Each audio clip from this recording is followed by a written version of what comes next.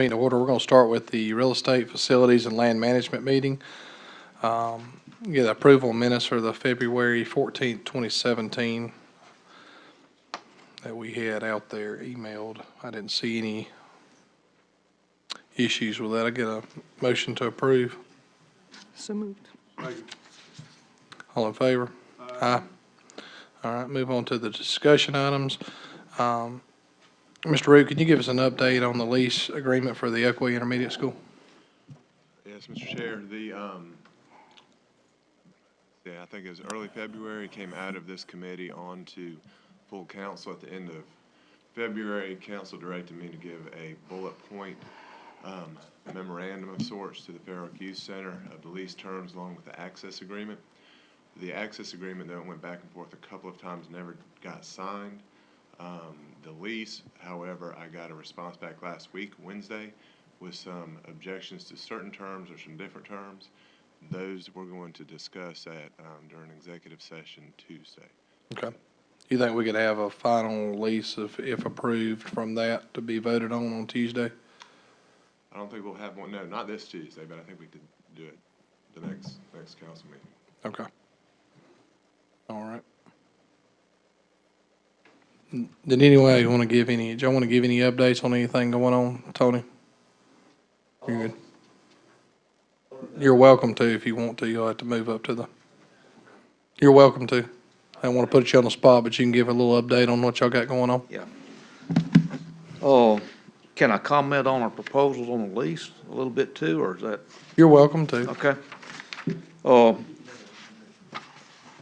One reason that, we proposed the 2-year lease is because basically we entered into a lot of unknowns. You know, what it is, we got to raise our own funds, we got to have good cost numbers, baseline numbers on utility costs and such as that. And, we asked for the 2-year lease to get that good baseline. A 20-year lease, there's so many unknowns out there. 20 years is just unreasonable. Being an unincorporated area, we don't have tax funds to rely on, so we're going to have to do it ourselves. Now, we've already discussed a lot of fundraising activities there in the gym. The church is interested in gospel singings, and we had a talent show scheduled. More people really getting on board about that and looking forward to it. We canceled the talent show just because we didn't have these negotiations finished yet. But at the end of this 2-year lease, if that's what you got grant us, then we'd be ready to sit down and enter in some tough negotiations, you know. Ultimately, I'd like to get to the point that Fair Oak Youth Center is so successful, we could take the whole property and building off your hands, and it won't be a problem for you at all. But that's a lot of unknowns. It's going to depend on how successful and how the community supports it. I'll give you an example. I don't want to go over. We had discussion about softball program, especially a girls softball program. We investigated that, and we asked for volunteers in the community to come out and coordinate it. Attend meetings, stuff like that, like Terry done for basketball, and basketball went real well. Well, the community wanted it, but nobody wanted to come forward and coordinate it, and we don't have paid staff to do it. Same way with football. There was some football discussion, and Mr. Redmond there at Oakway Farm and Garden, you know, he played at NC State, and his brother did too. They were really interested in it. Terry said, fine, put us a proposal together, some costs and everything, the board considered it, just like you guys do. And guess what? Their final announcement was, this is a lot of work. Mm-hmm. Well, it is. Mm-hmm. Now, that's not been detrimental. We can use the gym. We can have a fine basketball program in the gym. We can have volleyball. We can have community events and make good use of the gym. But how successful we are, which we will be successful, but how successful we're going to be is unknown right now. Like I said, the best alternatives, we be so successful, we can come to you guys and say, we'll take it off your hands. You won't have to worry about it anymore. But whether that happens or not, I don't know. But as far as the update on what's been going on over there, We have been working, we replaced 52 light bulbs in the gym. That gym's got 20 fixtures, with 8 bulbs in each fixture. It's 160, 52 of them either not burning or missing. Put the Twain scaffold together and got up on it, and we replaced them. We've had, if you notice, there's 3 big speakers in the ceiling of the gym. We didn't know they're very old, and we didn't know if they're operational. We got those tested, and they will blow you out of that gym. They work great. And we got prices on control panel, 2 microphones to go with them, about $2,500. We have spent $2,400 on a volleyball system. We're getting heavy-duty, heavy steel brackets made to go between the floor joists to support the post. And Terry, you can add some other things too. We've getting good ventilation under the gym floor. The gym floor is laying back down now. And sometime in the future, that gym floor may need to be replaced. I hope it don't, because a lot of people say they love it the way it looks. I'd like for it to stay there forever. And it is, like I said, the warpage in it is real going down a good bit. We have got, well, thanks to Mr. Davis there, he helped us with some of the grass cutting, and we did some of our own. We have kept the grass cutting up to where it don't look so terribly bad around the place, and we intend to do that again. We are starting some fundraising activities. We're wrapping off a mower. We're making money on it now. We've covered the cost of the mower, and we are making profit now. How much we're gonna make, we don't know yet. I'm registered to carry it up to the Mayfest in Seneca for 2 days and sell tickets up there, and we've been selling at car shows and stuff like that. So, we've been doing a lot, but I hate to say it, that's about all's been going on over there. I did go by yesterday, and the Blue Ridge truck was working on lights, but nothing much else. Well, But like any project that we have, it's a little slow to get started, and once we hit the ground running, I know there's a lot of interest in what we can do after we finalize the lease and get all that stuff over. June 6th, how does that look? That would give us, that would be the second council meeting. That would give us time to talk in the next council meeting, send that back over to them, and then we'd be able to review it on that. Would that timeline, does that, I mean, there's no promises, I'm just saying, does that, The two variables, I guess, that we have are, one, it takes 3 readings for any lease of county property, so we'll have to go through that process to ultimately get to the correct? to the end game. The other one is, what y'all decide on, and how Fair you sent a response to that are unknown. So, yeah, I would say, to turn the proposal or the outline into a lease won't take any time at all. For my drafting purposes, that'll be quick, but getting the parties to agree may take some time. I don't know. It depends on how y'all see those, the counter on the lease proposal. And I did have one question, Mr. Chairman, could. Yes, please. To Mr. Adams, did any of I know there are just potential subtenants, have those changed at all, or are they like the nursery and things like this? This may inform the council when they're Well, making that decision. today, the lady from one of the ladies from the Quilt Trail emailed me today and wanted to know about the access, and I told her about the meeting tonight, and we were still working on the negotiation on the lease. So she's asked, I don't know what the status between the child care. I thought she was negotiating straight with the county because she was wanting some renovations to the building, to meet the regulations. So, and I thought she was working directly with the county on that because it was the most complicated thing we were looking at. So you'd like to ask somebody in the county that question. Mr. Robinson, the delinquent tax collector, has been kind of an ambassador on this project. He may have some more information on that, but yeah. But otherwise, you don't know of any change in potential subtenants as far as you know? No, the Boy Scouts, well, the people, we see them in the community, they keep asking us, when it's gonna happen, they just, nobody has told us, no, we're not gonna do it. Let's put it that I way. think one of the big concerns that I've had, and this is one of my talks back and forth with Mr. Adams is you know, when, like if we had a access agreement now where they can use rooms and everything now, is that something that we'll have to discuss in the council meetings that we can go ahead and grant specific? Because I thought we'd already kind of granted access in those, or are we just going to wait till everything is written in stone before we do anything? Excuse me, No, you go ahead, Mr. Adams. our attorney recommended, that he said, y'all got access now, haven't you? I said, yes. And he said, basically, we're wasting our time. The meat of the thing is lease. So let's not worry with the access agreement, let's work on the lease. And if I were their attorney, I might say the same thing. Being y'all's attorney, I would not want a tenant in there who doesn't have an access agreement that parses out who's responsible for what and who covers the liabilities. Right now, they're in there, they have access because they have keys. They don't have a written agreement saying, all right, y'all have access to this under these conditions. That was never signed off on, so.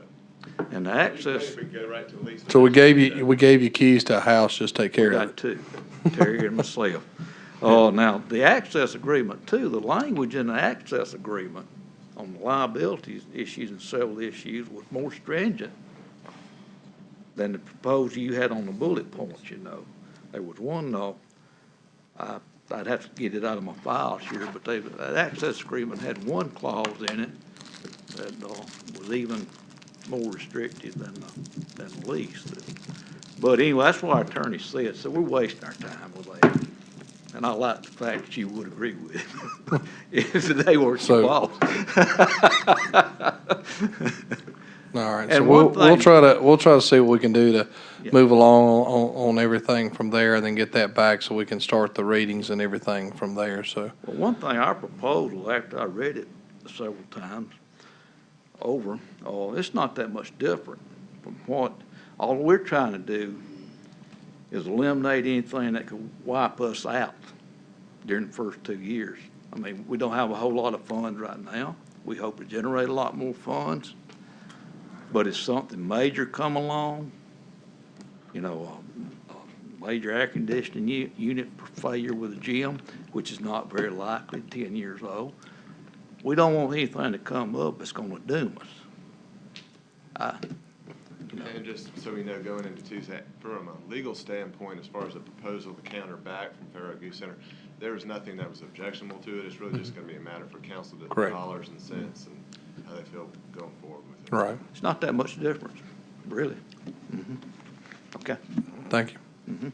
Appreciate all the volunteers and everything that's going on there. I know it's a lot of hard work, and I think at the end of the day, we can all look through abandoned buildings and different things that have came up for sale, that whether it's a developer that's bought it or something has sat there and become an eyesore, and to do our best to use a building and the property that's in a great area. It's a little bit difficult because it doesn't have a tax basis in it, but I could almost tell you that if you had a tax basis, whatever tax basis that in would be stretched real thin too. So, you know, you're gonna have those same issues in there. But I know moving forward, once we finally get everything, you know, put together on this, it's gonna be a great asset to Oconee County. Yes, yeah, come on up. Just state your name and for the record.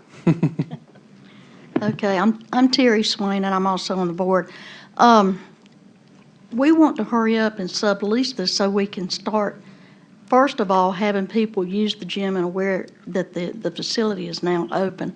Also, we'd like the sheriff's department to hurry up and move in as soon as possible to have a presence out there so that people will know that they are coming. We've told them 4 months ago that this was going to happen. And the child care center, they need to know as soon as possible because she has to make plans for this fall as far as getting daycare down there. And, you know, it's coming up. She's going to have to make some renovations also. So as soon as you can get this lease through, we sure would appreciate. We've been waiting a long time, and we've been trying. We're taking care of what we have, and we're covered as far as liability with our Fair Oak Youth Center charter, but we really need our lease so we can start getting these people in. There's a few of them just keep asking, and they may be losing a little interest. Yeah. And we don't want that to happen. So as soon as you can get this through, we sure would appreciate it. Well, if we get it accomplished by the end of July, you're a step ahead of about 15 other projects in this county. So you're doing good. I know it seems like a lot, and I think Mr. McCall can speak that one of his top things is, what was it, the slow to act, Mr. McCall? So we're trying to do the best we can to Okay. move this along as quick as possible so we I can, appreciate you know, that. get this successful. Last thing we wanted to do is be unsuccessful because Right. we were, you know, slow to act. So thank you. Thank you for what you do. Thank I you. know you've done a lot of hard work, and, you know, we'll make sure to keep it going on our side, so. Mr. Chairman, if I could, just Please. to make it clear for the record, for the public and for you all as well, the lease provision terms are sent out at the end of February, and I got the first response back Wednesday, so I don't believe this is a matter of the county government being slow to act. No, okay, yeah, but just in general, it takes a lot to do a big project. Sure. It takes a while. You're not slow, I promise you. Best. I do appreciate your work. It was nothing towards you. So we'll move along to fire substation update. Yes, sir. At this point, we have basically three to give you an update on. We'll start out with Bounty Land Substation. We have the cost estimates for constructing that facility in-house. Mr. Lake Julian has worked up the takeoff on those numbers. We're looking at right around $250,000, which is what we kind of reduced the budget down to from the 500. So we've worked the numbers down and we've put the design in place that would allow us to reduce those costs down and build them in-house. We actually finalized yesterday the layout of the property with how we're, or last week, excuse me, how we're gonna lay the property out and maneuver the trucks in and out. Right now, we're just waiting on the engineering for the site, for the civil, to get it cleared off. And now that we've got a layout, we can get the civil design done. And hopefully, we'll be moving on that here shortly. The Whetstone, the only thing we're really lacking are really two things. Again, that particular substation has been operating. They've been in that for quite some time now. We went in, dug the well. That was the one item we were waiting on. Septic tank was done. The well, we actually drilled it to 300 feet. Weren't pulling anything from the well. Went back, drilled to 600 feet, and we're getting in about 4.5 gallons a minute. From that well. DHEC, based on their requirements, is asking us to show where we can get 10. So one of the things we've gone back with an option is to bring in a couple of above-ground storage tanks to be able to store water, so we can have it as needed. All we need it for is a toilet and a sink. So that's what we're dealing with now with regarding the well. The only other thing we lack is the connection of the well once we get it finalized to the facility, and that one will be completely done. I see you're wanting to speak. You stood up pretty quick. Get Rick to go out there and, put about, cause we did this over at my brother's house. You put about, put a charge in there. I think we used 3 sticks of 60%. And set it off, lower it to the bottom of the hole down there and cracks the rock. And we increased the flow a lot. I think that has already been discussed. Rick has already discussed that, knowing his blasting experience. He blows up a lot of stuff and has fun doing it. I know that's already been discussed as an option, so I have not heard any feedback from DHEC and anybody else on whether that's going to be allowed at this point in time. Well, you only hear you thump, and then there's a big geyser. There's no ground shaking or anything, but it does, by the water pressure, it does crack the rock enough to allow more flow. Okay, I'll follow up with Mr. Martin on that and see how those discussions went. But that project, like I said, just for right there, ready to follow up.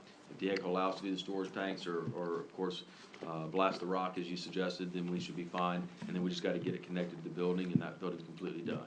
But again, they're operating out of it. Whetstone's very pleased with the facility. They just wanna be able to flush a toilet and wash their hands, soon.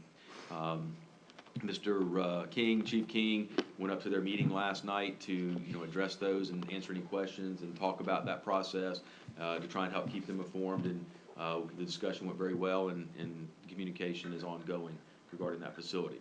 The final one is the Village Creek Substation. We finally got our cost estimates back from the contractor. That one came in substantially higher than what we had hoped. There's some significant grading costs. Now, there's some costs in those grading estimates that we feel we can remove. There are also some costs of the buildings we think we remove, but the one issue we're having is whether it's gonna have a toilet and a sink, or just a sink, or what we're gonna have out there. Because those are driving the costs up. We'd really like to do away with the expense and time and requirements of doing a well and a septic tank. at that particular facility, knowing the issues we've had in the past. But we're working through those. We got our cost estimates. We have a meeting scheduled. Is it next Monday? Next Monday, we have a meeting with the contractor, representatives from Mountain Rest Fire Department, in addition to our staff. So hopefully we can sit down, take that proposal, and come to final agreement on what we're gonna build up there and move forward. So that's where we are with that one. I assured them we wanted to make sure we got Mountain Rest finished up for them and done, and then we can focus on Village Creek, once that's done. But, we're continuing to move along. So, What was the cost estimate on this one? $190,000 is what the, estimate came in. And budgeted? 175. So not too far off, but it did not have the restroom and the water capabilities in that cost estimate. So we've got to go in and look at it, see what we can do to cut it down and make room for that. That's a pretty expensive proposition considering the number of houses it's gonna cover. It is, which is one of the reasons why we're trying to reduce the cost by not putting in more than we have to at that location. But again, we also want to make sure we get the consult from the fire department themselves and work through those. That's why we're meeting on Monday. What does, right now with Whetstone and I guess after we finish Bunnyland, what is the percentage coverage with fire departments? We'll have about 97%, I think, at that point, once those three are done. 98.6, once those three are done. What is those three? You're including Village Creek in there? Mountain Rest and Bountyland. And the ones right now that we have talked about is Bunnyland, correct? Bountyland I gave an update on first, then the Whetstone, Whetstone. then the Village Creek. Whetstone's already Other than the together. well issue, it's already active Right, and going. but the Village Creek, there's nothing there. started. And, okay. And then we So also have what are most counties at on fire protection? 60, 60, 70%? Yeah, 60, 70. And it seemed, and we're at what right now without 90. Village Creek? Without Village Creek and without Bountyland, yeah, low 90s. With Bunnyland that we've already discussed and where that puts us where? With Bountyland and with Village Creek, once we finish those up. Not with Village Creek. Not with Village Creek, we'll be at 98%, maybe a little more. With Village Creek, 98.6. So there's always risk when you build in rural areas, especially, where, out in our area, that you're further away from some fire departments than others. If the average county is 60, 70%, is there a reason why we're trying to get to 90+%? I mean, I know that, yeah, everybody, pays taxes, but we're moving fire stations closer with all the new builds that we have now. It just seems, to spend another $200,000 to now fully incorporate that, it just seems, I'm just trying to figure out where we're headed to. Why Yeah, are we? When we laid out the substation plan 6, 7 years ago, the goal was to get as high a coverage, as close to 100% coverage at that particular time as we could to maximize the benefit for the majority of the county. So we, at that time, were at the middle of the road, 50, 60, 70% like everybody else. But we wanted to take it a step better and get as close to 100% as possible, which was why we laid it out. Now, when we put the budget to it, we knew that we didn't want to spend $500,000 on every station, so we tried to really put in place what we felt was an appropriate budget for those substations to reach as many people as we could. Yeah, but right now, I mean, you and I and Chief King recently looked at a map where we showed clearly that Village Creek would only cover about 100 rooftops, and there were other areas of the county that had substantially more density that were still uncovered. So I don't understand why we're still pursuing this and not pursuing some of those other areas. Sure. When we originally proposed the substation plan and laid out those 8 on the timeline that we were looking at, those areas, for example, the Kiwi Ebenezer area that had 146 housetops, if I remember correctly, they didn't have 146 uncovered housetops at that time. Over the last 6, 7 years, we've seen some high-growth areas propel them above the other ones that we had planned. So at the time, when we looked at the needed areas, that area didn't need it because it didn't have much growth at the time. So over the last 7 years, we've seen them grow, and yes, now they're a little higher than what Village Creek is. And then you've got 369 or 349, I can't remember the exact number, down in the southern part of the county, in the South Union area. At the time, we knew we had some housetops there, but we've also seen some growth over the last 7 years in that area, so that number wasn't 300 and something at that particular time. But we also didn't want to propose two substations in the same district, in the same close proximity, so we picked an area where we get the majority of them that we could, knowing we could come back at a later date and add one if we need to. Mr. King and I have looked at how do we maximize the available budgeted dollars for substations we have right now. And if we could potentially go into Village Creek and put up a $50,000 or $60,000 metal shell, take the rest of the money and go down to the other two locations and do a $30,000 to $50,000 metal shell that we would assemble ourselves. We would buy the package and assemble ourselves, then we could be at over 99% coverage, and that would be all that we need for the entire county. And that's kind of what we're working through right now. Okay, well, that's what needs to happen. Does it add to property values that much? I mean, I'm just trying to, I mean, Property when values is- when people build out that far outside of the area, I mean, the expectations to services is lower. I mean, it is for me. I mean, there's things that I can't get where I'm at, and I'm, I kind of disagree with that. I'm sorry to 13 say. minutes from Seneca. So what I'm getting at is if every county is on tune 60, 70%, and we're trying to be 98, 99%, if,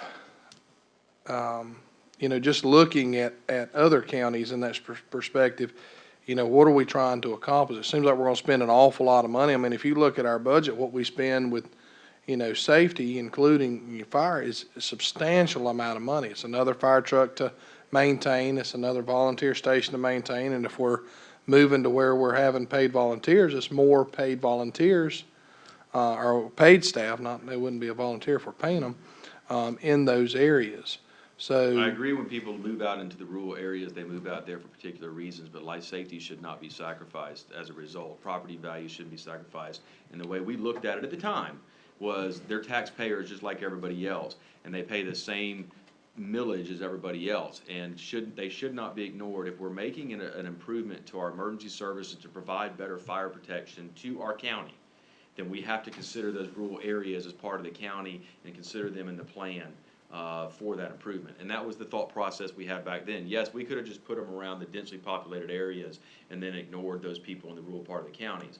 But you have people who live out there that are still needing of life safety improvements, and they're just like anybody else as far as the taxpayer is concerned. So we tried not to differentiate between somebody who lives in Mountain Rest versus somebody who lives outside of Seneca when we looked at our plan.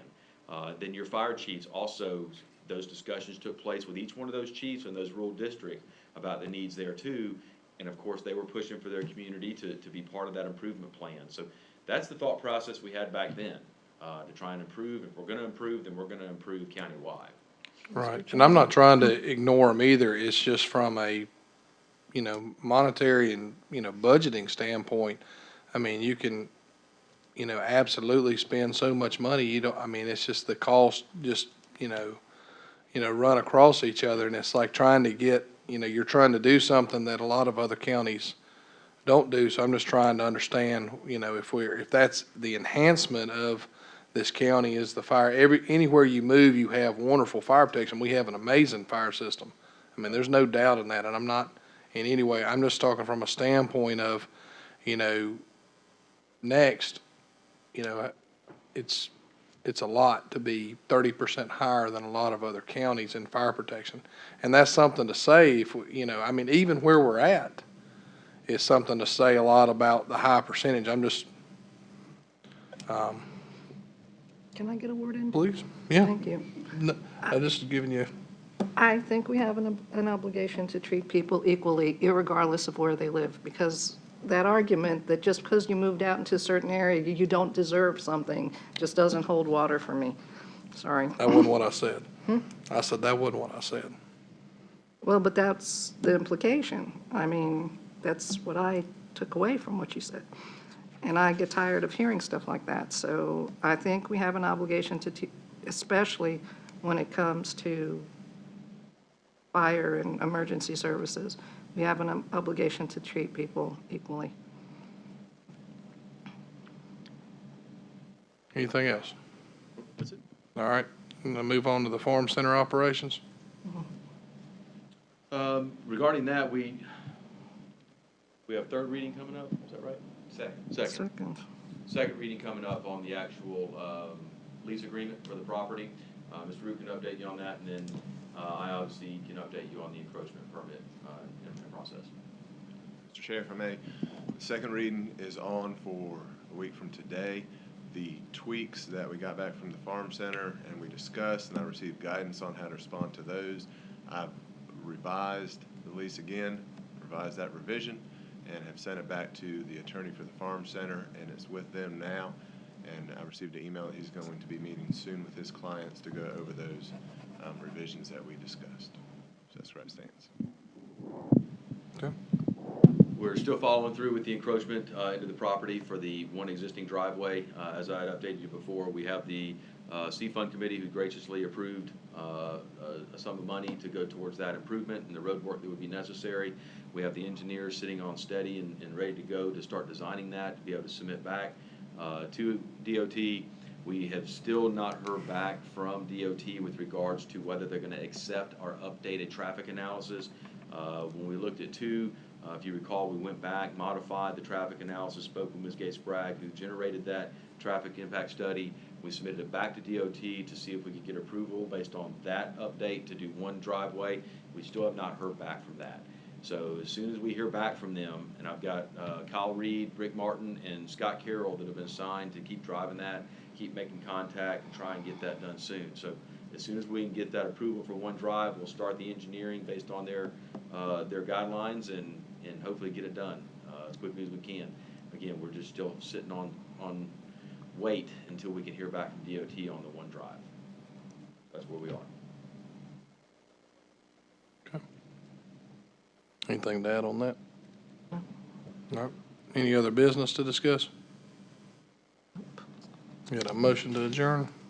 So moved. Second. All right, move on to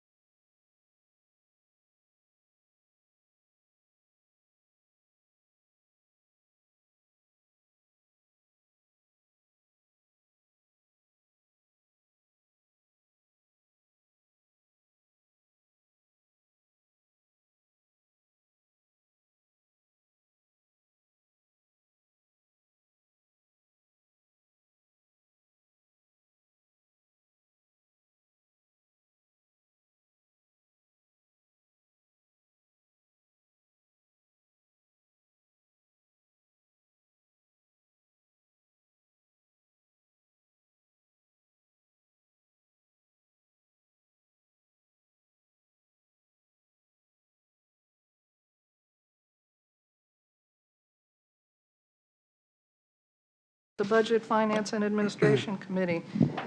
It's 6:05. Well, that being the case, can we get a motion to approve the minutes from April 25th? So moved. Second. All in favor? Aye. Okay. Mr. Mulder, you want to begin the discussion with your budget? Yes, ma'am. Housekeeping item first, if you don't mind, before I just get into the budget. I would like, if we have time at the end of the meeting, and we can make this decision once we see what time it is, to request that we amend the agenda to add an executive session. It is permitted to do an executive session in a workshop. No direction or action can be taken as a result, because it is just a committee meeting. But I would like to discuss with you a personnel matter in regards to the Director of Community Development position and that Community Development Office. I would like to present some information to you and have a discussion only on that particular matter as we continue to work through it. So we can not make the decision now. We can obviously wait and we'll see what time it is, see if we're all fried by that particular time of the night, and go into executive session at that point. So I just wanted to present that so it's on our radar when we get to that particular part.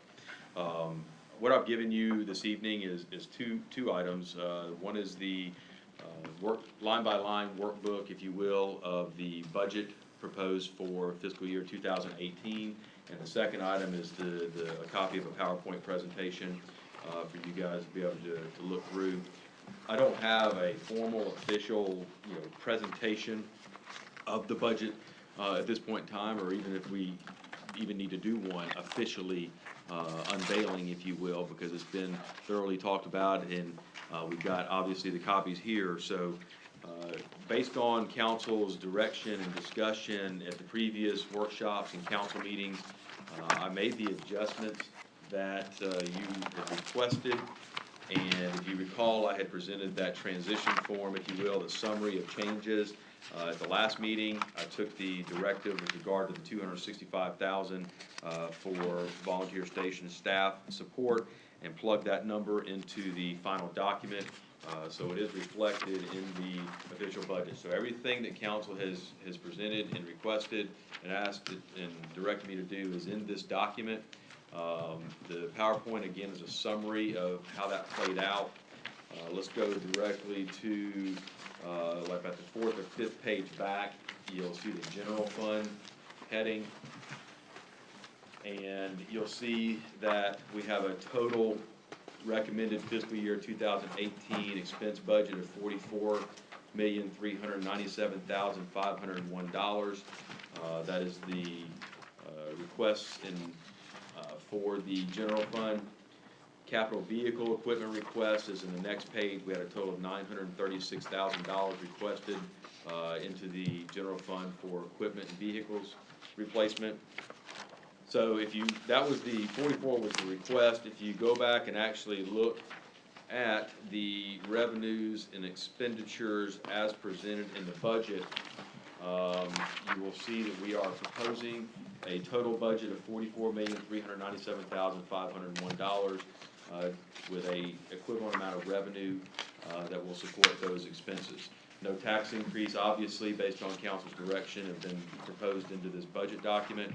The allocation of the millage that council had requested has also been taken care of in this document. So it is presented to you for your consideration. If you would like to discuss it further, or if you'd like to have it placed on the next agenda, we are in the process of developing the budget ordinance. We are factoring in the fee in lieu of tax discussions we have into the budget ordinance document itself, so it'll be approved on an annual basis and taking care of the proviso in the budget ordinance. Special revenue funds, again, follow in the PowerPoint presentation. Those are pretty standard, pretty easy to deal with. For example, the sheriff's victim services, solicitor victim services, 911, those are all just fees that are charged and presented to us, and the budget is set based on the estimate of what's going to be presented to us. There is no tax dollars associated with those. The ones that are important with regard to tax dollars, of course, is the Emergency Services Fund, Tri-County Technical College Fund. The adjustment was made in the Tri-County Technical College Fund to make the Pendleton campus annual payment out of that millage. So the millage was raised 0.9 to 3 mils for that. Not raised, let me restate that. It was relocated from another fund to 3 in order to account for that based on council's direction. Road maintenance stayed the same. Economic development was decreased down to a 1.1 millage from 2.2, in order to make up the adjustments to Tri-County Tech and others. Bridges and culverts stayed the same. Your rock quarry fund, again, is a enterprise fund, so we factored in what our proposed revenues would be from rock sales. Anticipated, we included the property purchase for the ore property, which council approved. We factored in the $400,000 capital land payment for that particular fund. And what you have is what we're presenting based on your discussion up to this point. There hasn't been, a whole lot of detailed questions. We've looked at it from a bird's eye view, which is fine. There's no issue with that. But again, we're at a point now where council's satisfied with where it is. We've made the adjustments. We can go ahead and finalize the ordinance and put it in front of you for first reading, either the second meeting in May. And then we can have 2 readings in June and July, plus a public hearing in June, and meet our requirement to have it in place by June 30th.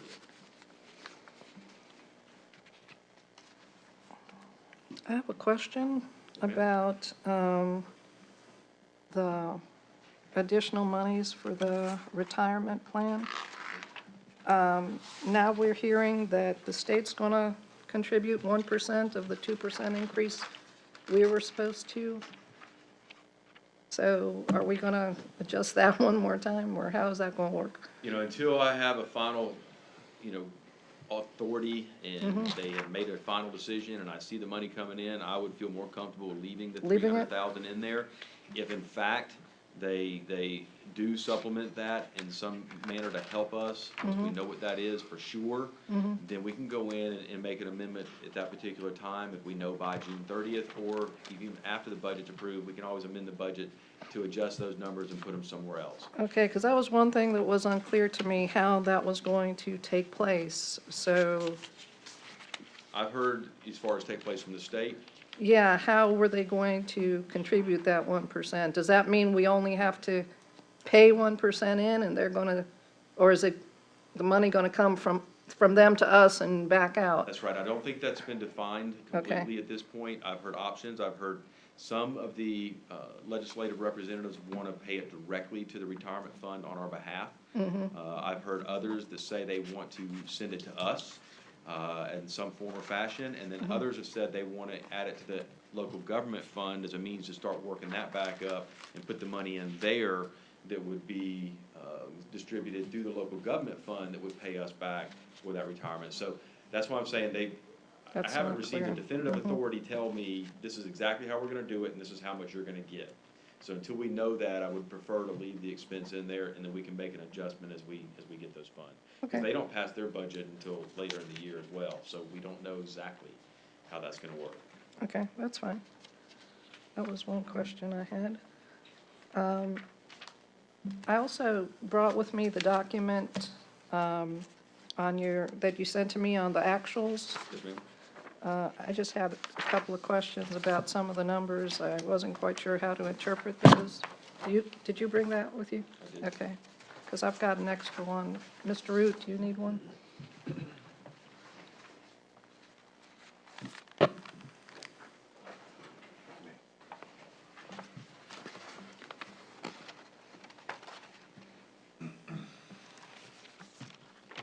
Okay, I was okay with the numbers, but then I got lost on page 2 with the negative sign in front of the 2.7 million. Can you explain that, please? Thanks. Under excess of revenue before transfers? Okay, so basically what you have is your revenue line item, you have a $41.9 million. If you go back to page 1, Okay, so you have $41.9 million in change listed there for total revenue. Then on page 2, you'll see a total expenditure of $44.6 million in change. The negative 2.7, that is your, if you take your expenses and subtract them from your revenue, you're left with a $2.7 million hole at that point in time. Then you factor in, that's where the before transfers come in. If you recall, the rock quarry transfers in $500,000 a year, and you get transferred in from other funds. So then you factor in your other financing sources, which is where your transfers take place.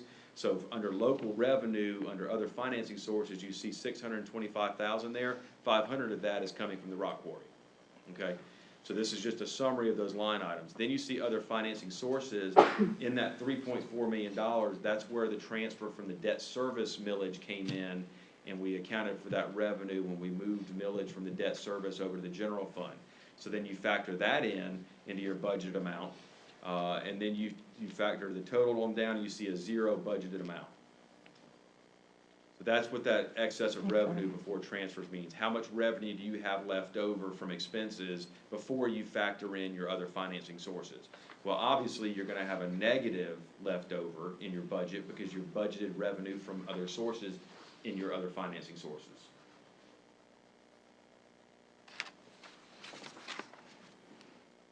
It didn't sound clear in my head, but did it sound clear coming out of my mouth?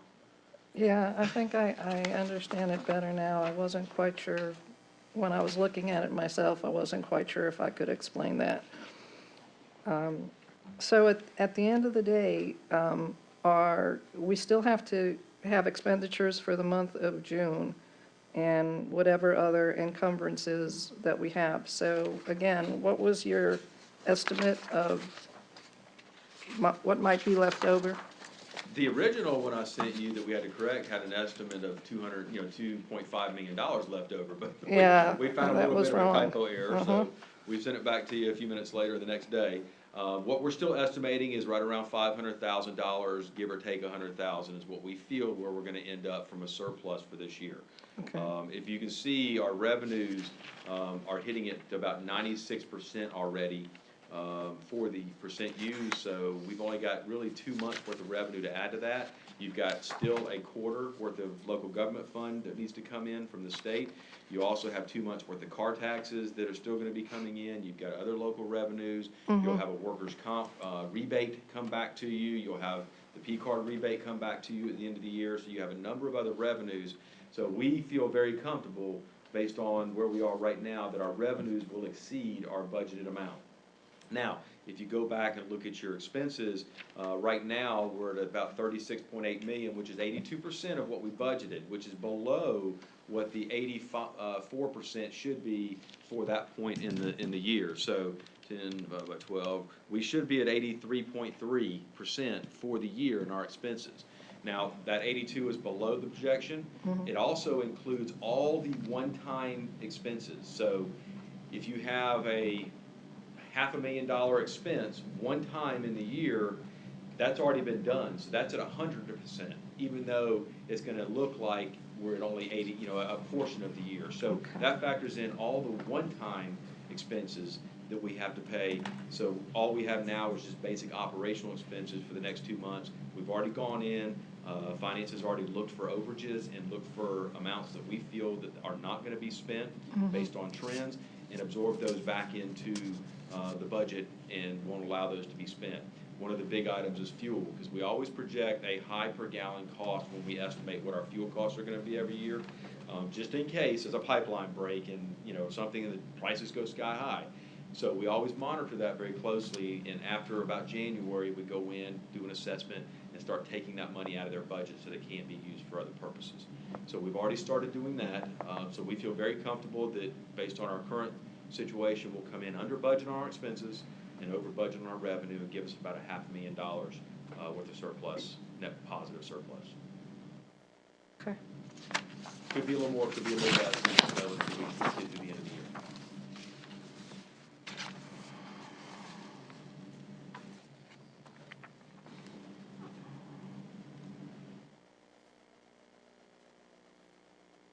Okay, at the last meeting, I handed you all a rough draft of the pet ordinance. And in case you didn't read it, you can read it now. You can use your speed reading to read it right now. Because I'm really looking for some feedback on this, especially where the prices are concerned, because I'd like to go ahead and, direct Scott and our attorney to actually come up with an ordinance for this so we can actually start putting together a implementation procedure and move ahead with this, if this is what you would like to do.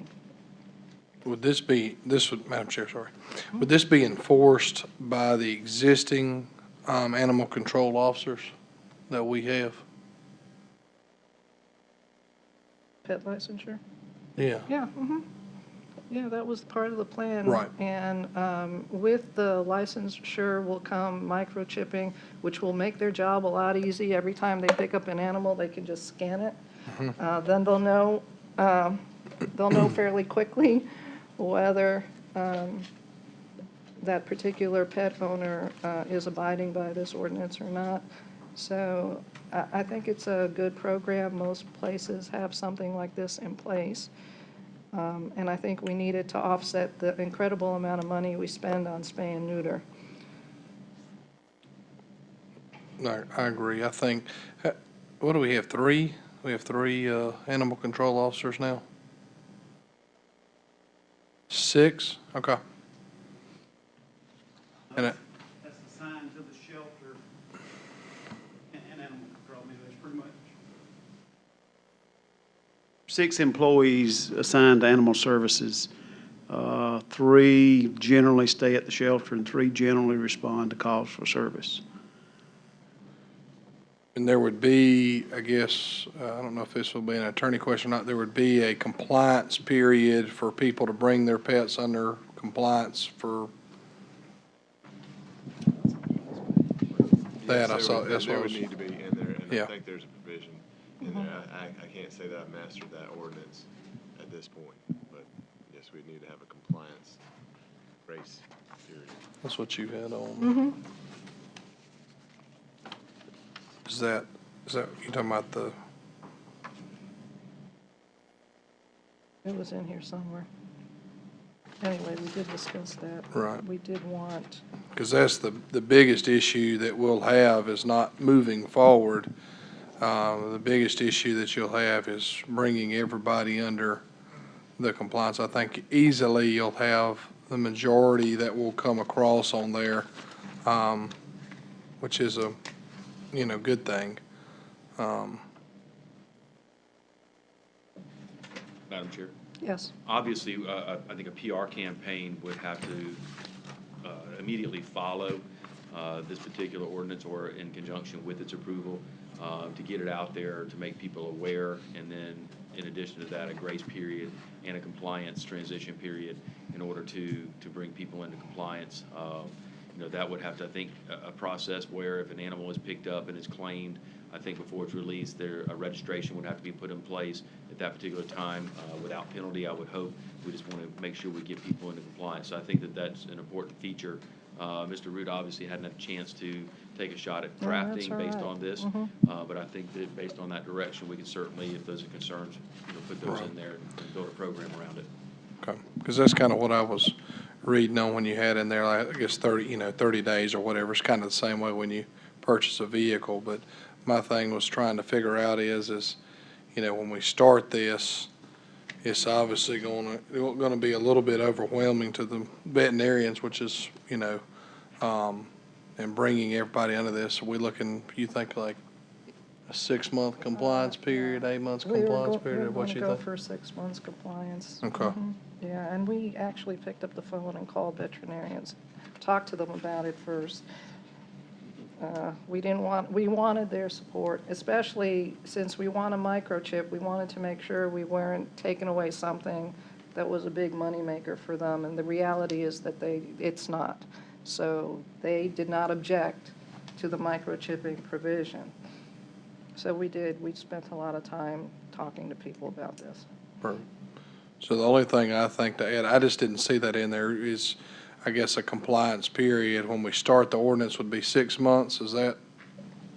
I think those discussions are open. I mean, Okay. it's whatever council feels is I'm appropriate. I'm comfortable with that. I'm just, Okay. so we just add that in there to, Madam Chair, one thing under section 4, permits for multiple dogs. Right now, proposed to be and I know this is a working document. It's not a final document. A proposed fee for an owner with more than 5 dogs. I'm fine with if all the animals are altered.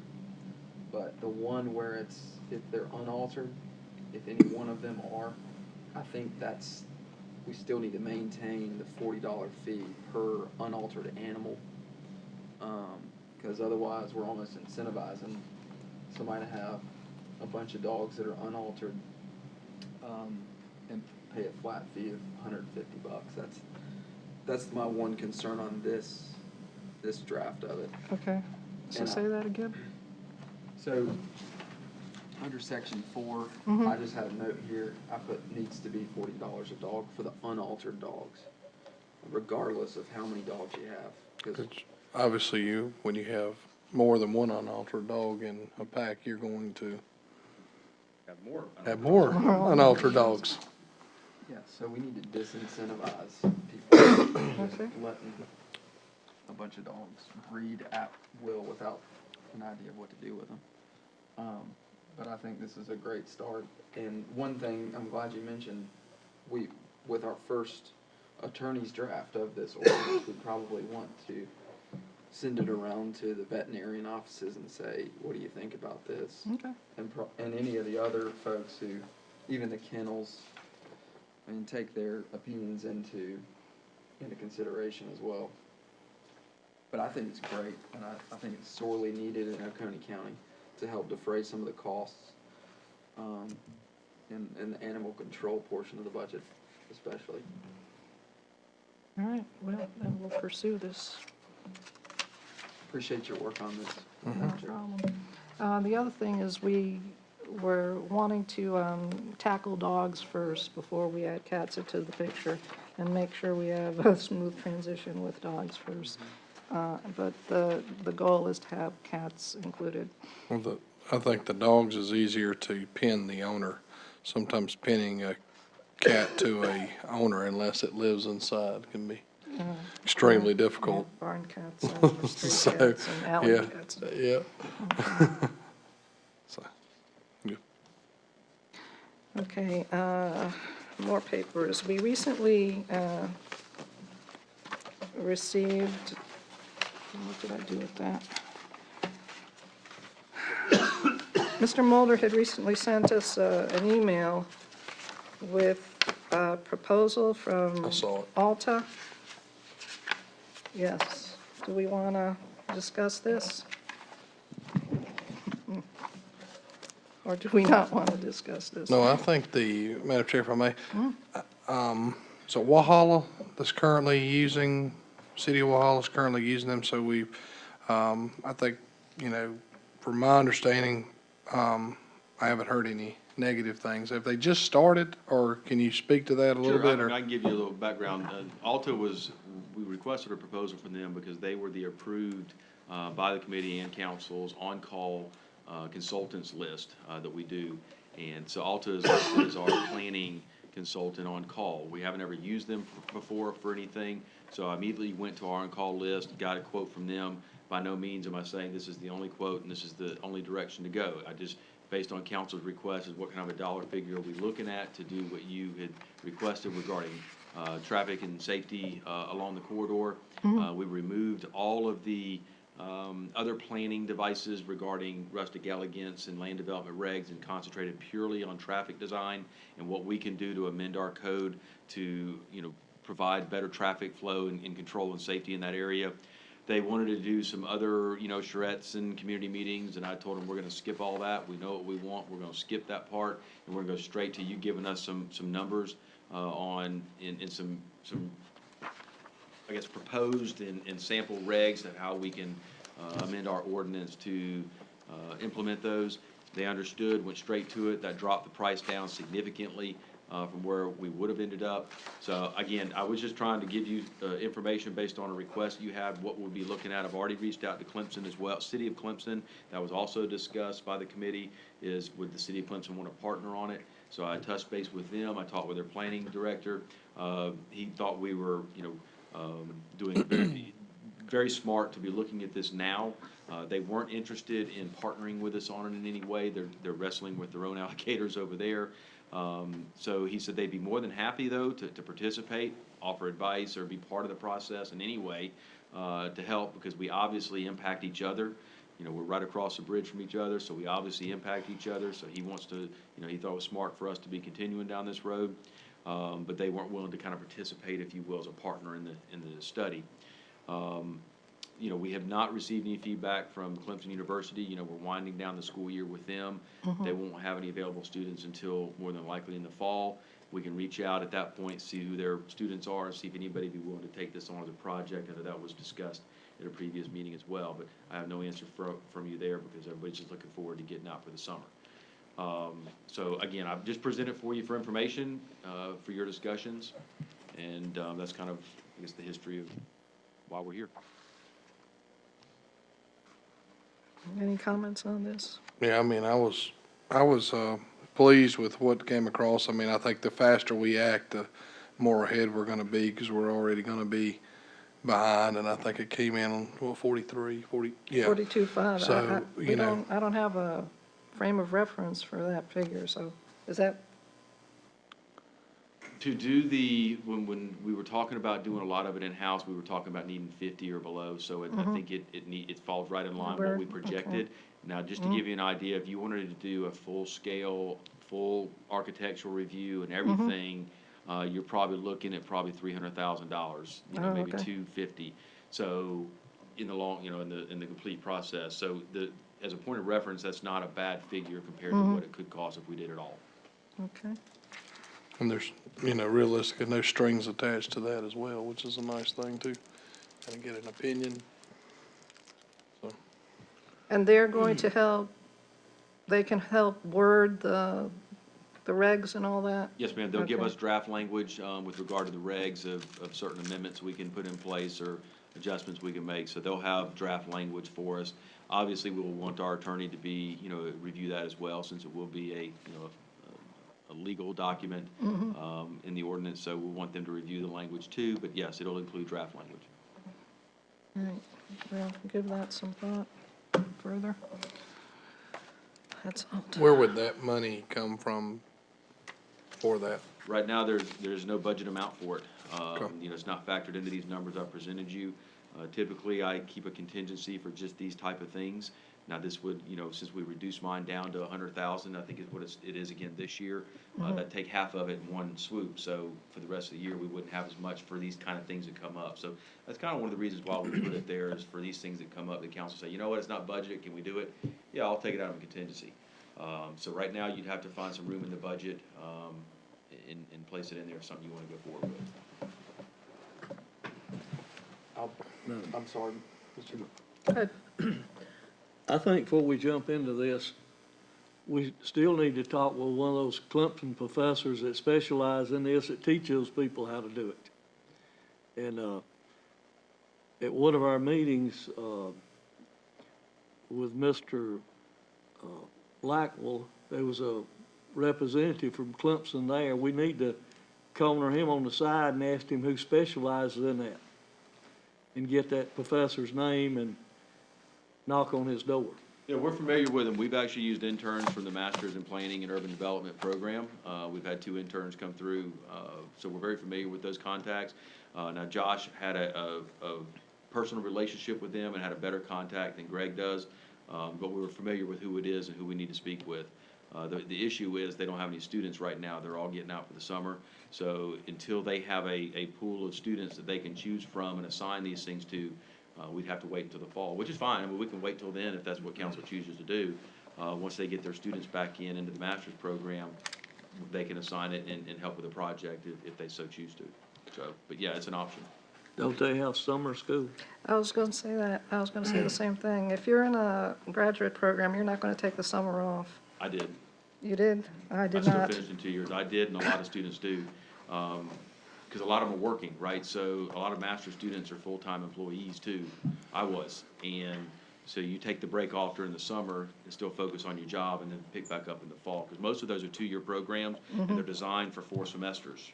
Mine was a semester. I don't know if they're quarters or semesters or what, but they're designed for 4 semesters, so it's a 2-year program. Now, if you wanted to hurry through it and take summer school classes, you could, but the majority of them, from my experience, do not. That doesn't mean there's not some that could do it over the summertime program, but, you know, we can certainly check and see. Okay. Madam Chair? Yes. What I would propose, in taking everybody's comments into consideration, we really need to focus on the 123 corridor.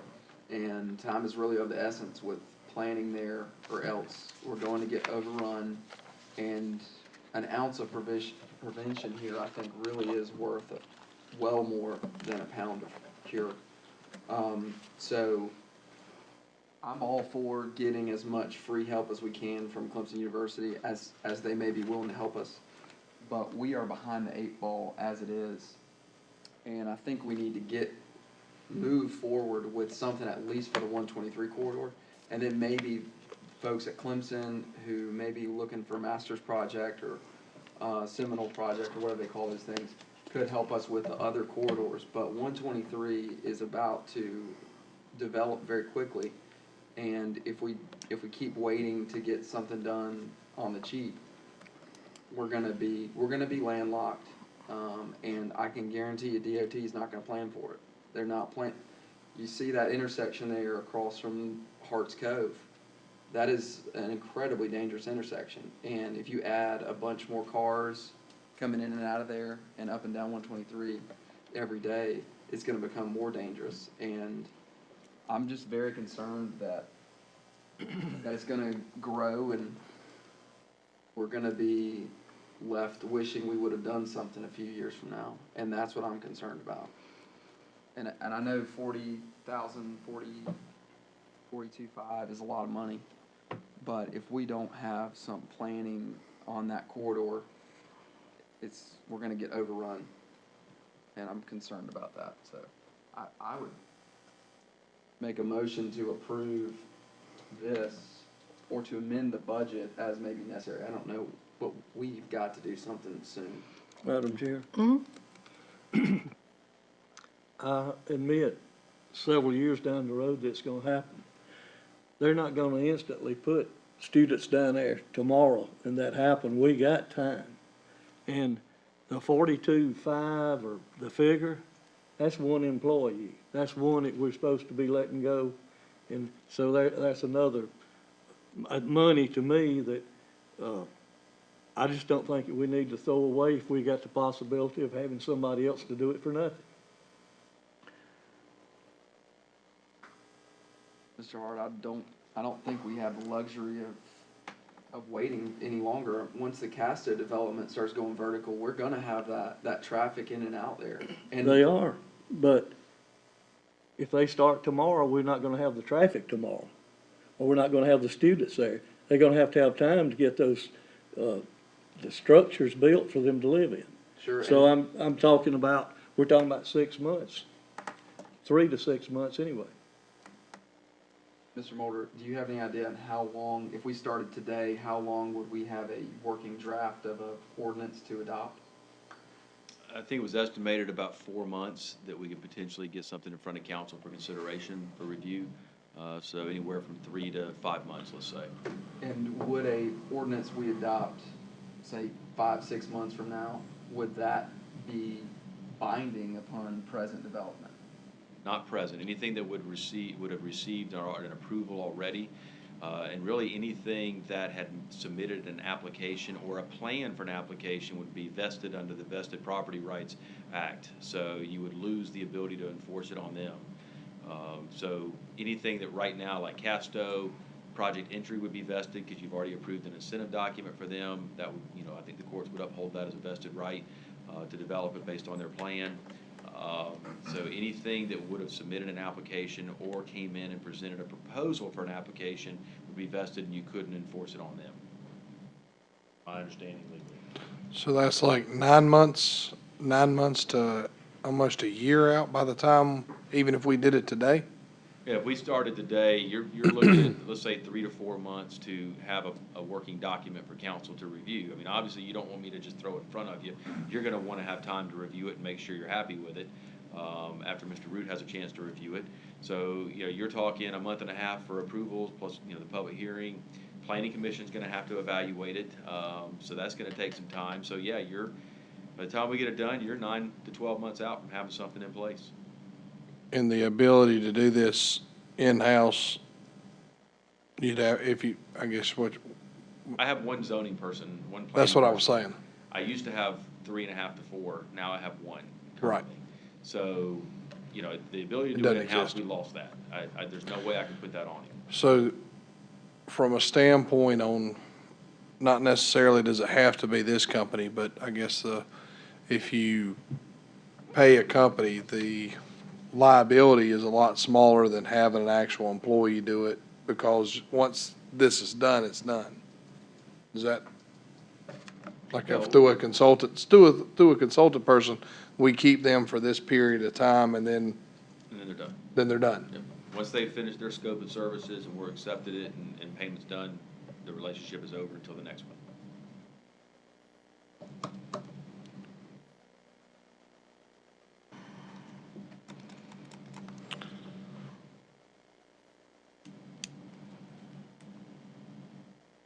Well,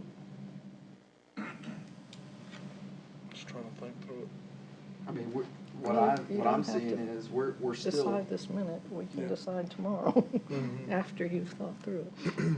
I'm sorry, go ahead. No, I was just gonna Mhm. say, each meeting we kick it down the road, there's a possibility of another project coming in and registering their plans or filing an application where they be vested under the current totally, apparently unregulated, corridor there. Yeah, and I was just gonna present, Madam Chair, just for your information, Mm-hmm. from a process standpoint, you know, these numbers are not definitive until third and final reading. So at any time during first, second, and third reading, you can make adjustments to these at that particular time, if you want to review and evaluate it as far as the budget's concerned later. So these are not Yeah, set in 'cause, stone yet. you know, we have to go back and look at these numbers first. That's correct. I'll withdraw my motion then, but Well, I have no issue with the motion being put forth to look at how that looks in the budget. And if it's something that, like, at the end of the day, it's very easy to take out as it is to put in and say, hey, this is what it looks like. Because, you know, I know and I know you're going to touch on it here with our strategic planning, it's one of the things that we talked about is, you know, the ease of entry into Oconee County. If it becomes harder to get into it, they're going to continue to go around and, you know, so, I mean, I don't have an issue with looking at it to see where that would come from, because I think it is highly important that we continue to make sure that it's, you know, traffic-wise is getting outrageous. I mean, the numbers of accidents that we're having, and I know it's not just the roads, it's the amount of traffic that we have in Oconee County, but it's been an influx of accidents and severity of accidents, and I know I've seen it in the paper, but I'm in insurance, and it's the worst we've ever seen it. And so any kind of, you want to talk about safety, you know, providing safer roads and safer areas for people to come through, traffic, if there's a way that we can make a plan now, to me, is the biggest thing that we can do. So, I mean, I mean, I can tell you what it looks like, Mr. Davis. It looks like 42,500 as a start. And Be it might be right. more than that down the road, but Well. I mean, I know we don't wanna raise revenues anyway, but this is something that I feel like 42,000, one car accident is $42,000. So if we can stop 10 of those a year, we're saving taxpayers a lot of money. We're saving insurers a lot of money. We're saving businesses a lot of money. If we can, that's my position. I've said it so many times before. Y'all know where I stand. I just think we need to do it now. Madam Chairman, Yes. instead of those 15 that you're gonna lay off, you're gonna go with 16 now to make up the 4250. I'm hoping to stick to the 15 as directed and then wait for your direction on the 16. Well, I'm looking at that as one employee.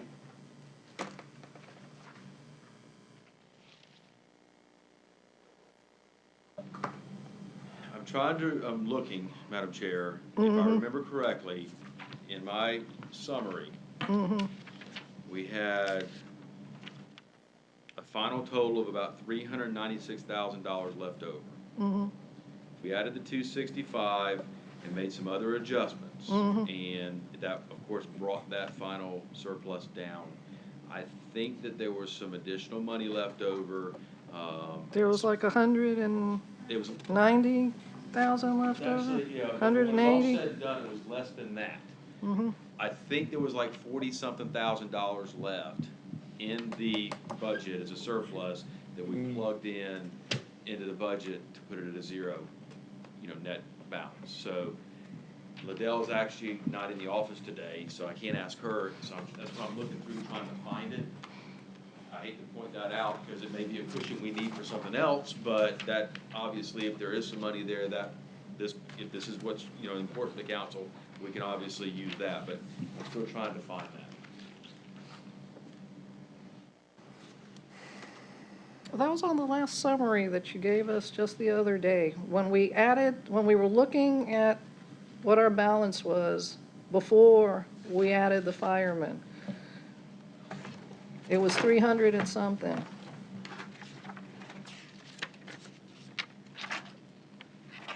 I don't have that document on me right now.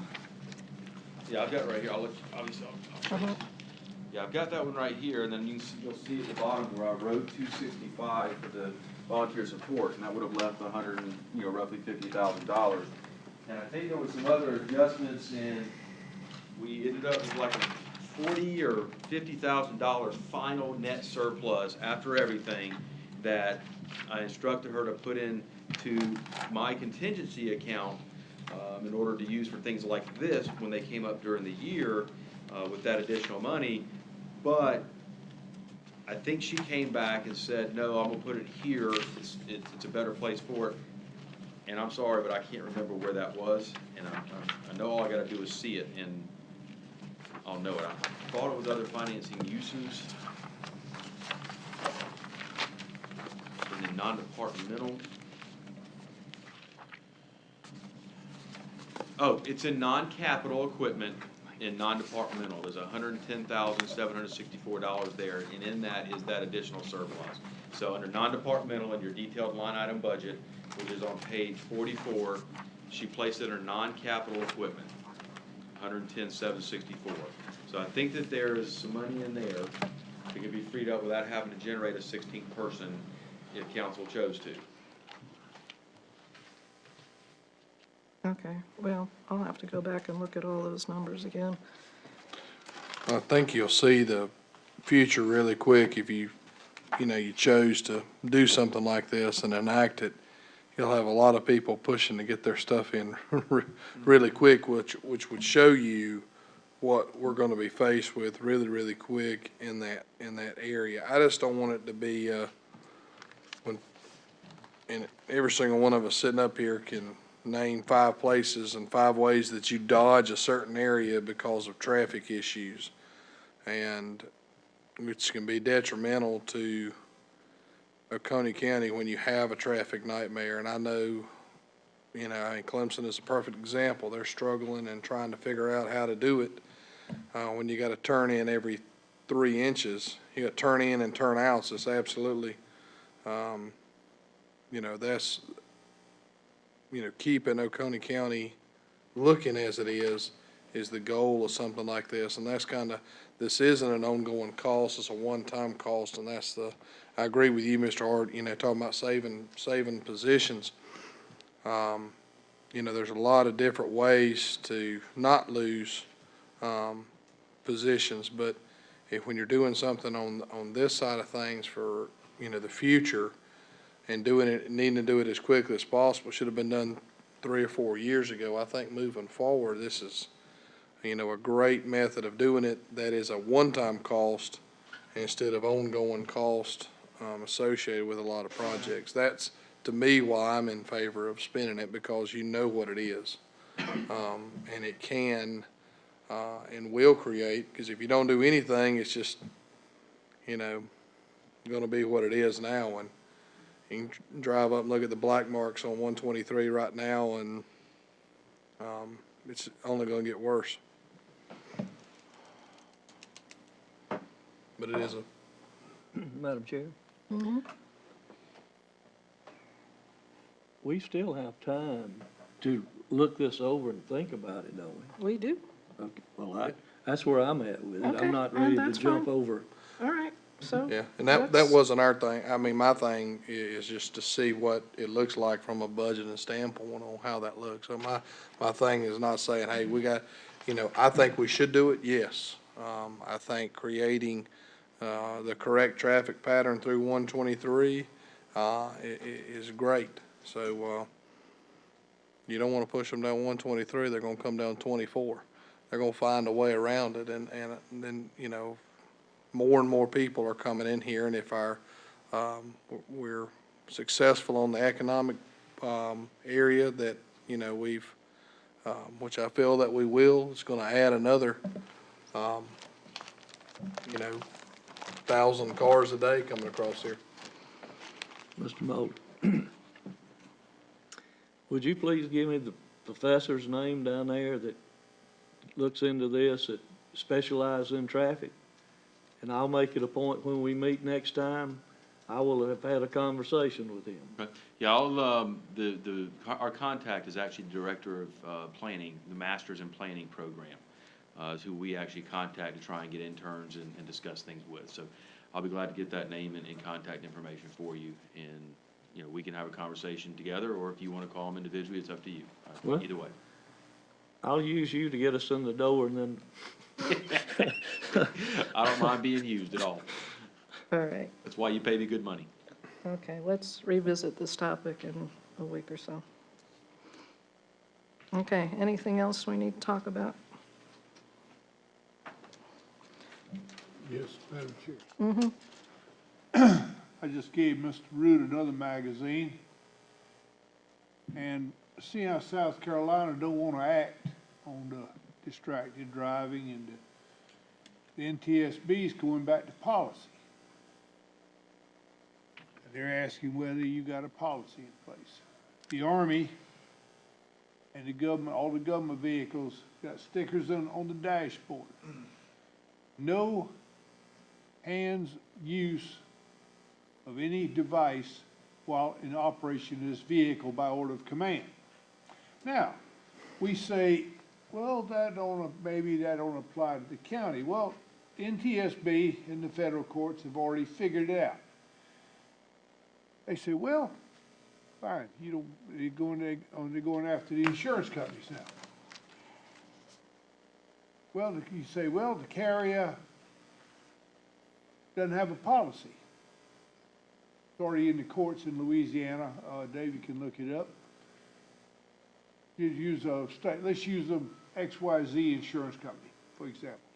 You didn't have a policy. You sold the people the policy. Policy only pays off X amount of dollars, whatever the limit was of policy. Ain't enough.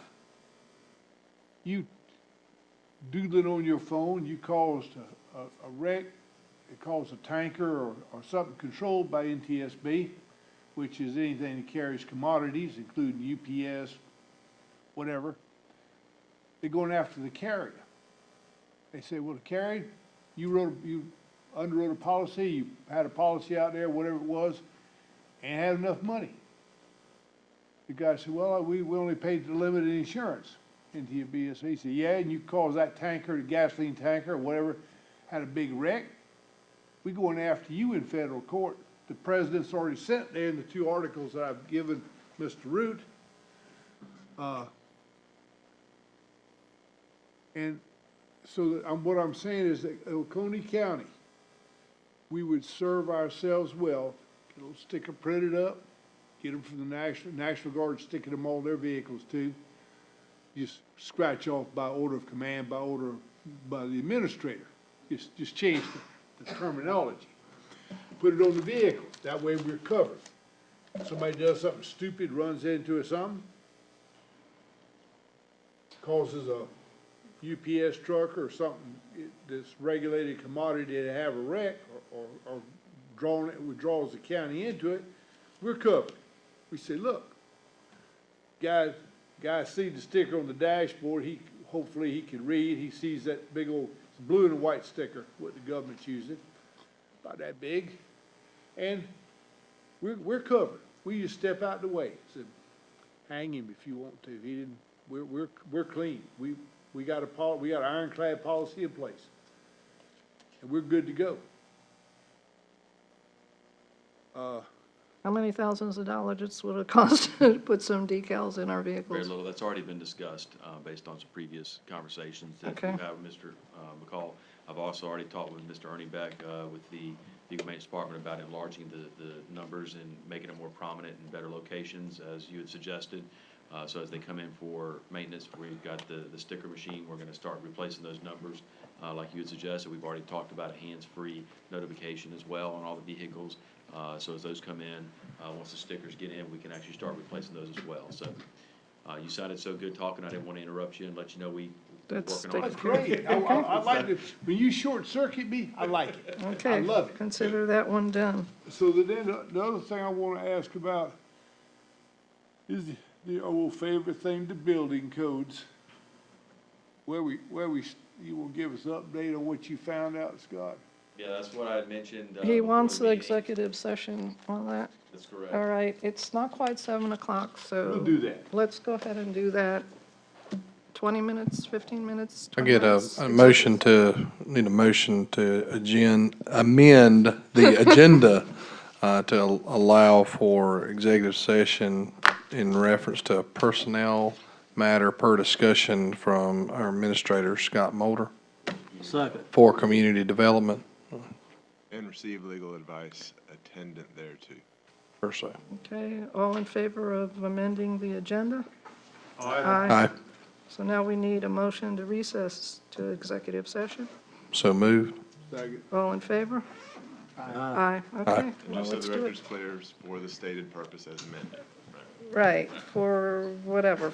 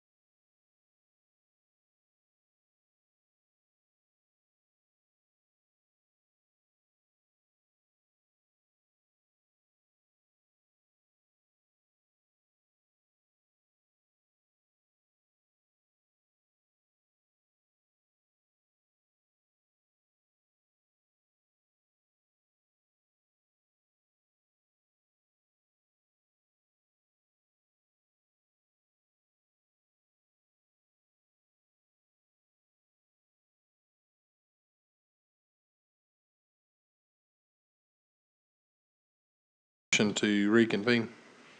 Second. All in favor? Aye. No action was taken in executive session, and I don't think we need to spend any more time here. Motion to adjourn. All in favor? Aye.